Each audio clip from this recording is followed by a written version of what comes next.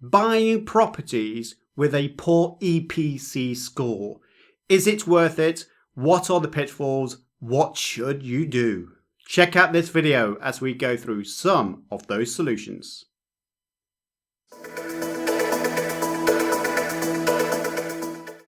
About EPCs. So Stuart has asked about to what extent should we be wary of buying properties with low EPC scores, D to F in particular. The reason I ask is the legislation is coming in, I believe, to make it compulsory for landlords to buy both commercial and residential to improve EPC scores. So how much should it influence us? That's a great question. And I know that Teresa has spoken about this previously. So Teresa, do you want to kick off from that? And equally, Simon, I recall maybe from a couple of episodes, you too also mentioned talking about low EPC scores, which you did in previous slides. So maybe if you can embellish on what Teresa says. So over to you first, Teresa. Yeah, it is actually an important factor now within rental properties to keep an eye on what your EPC level is and aim to improve it, during your usual maintenance or refurb projects. Because basically there is a plan, the government are planning to raise the EPC level to a C rating by 2025. And there is a large stock of properties out there that are rated, E and above. So some landlords are going to have to make like a massive jump to get to that C rating by the time, because 2025 is hardly any time at all away. There are possibilities of, registering for an exemption. So currently, if you scope out the works to increase your energy rating and it comes to £3,500, then you could register an exemption. But unfortunately, the government have plans to increase that to £10,000. So we've not got a definitive date on that at the moment.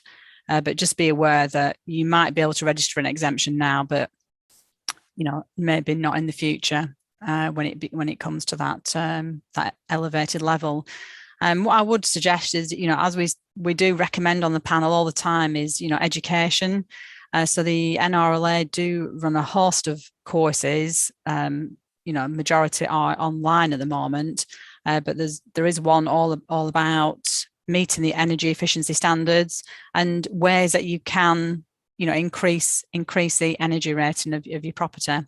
So I would direct you towards that, and they don't cost much at all. I think the £52 for non-NRLA members and £44 for NRLA members. So yeah, that's what I've got to say on it. So yeah, it's very important. Simon Hodson, over to you. Yeah, indeed. So it's an area of the market that is certainly hotting up. That 2025 potential on the horizon is there. What I have seen a fair amount of data about and talking with banks, etc. It's a shame we haven't got Wayne, our surveyor, on today. Is that potentially the price growth on a property that's got a really great EPC, A, B, or C, is set to probably outstrip D's and E's. So whilst you have to spend some money on your property, you should see that it's reflected in its increase in value. So whilst you have had to cash flow it, it's not lost revenue. And also, it will help you access a cheaper mortgage. So you can also then help claw back some of that cost in reduced interest rate costs. So it's not quite as bad as you might think.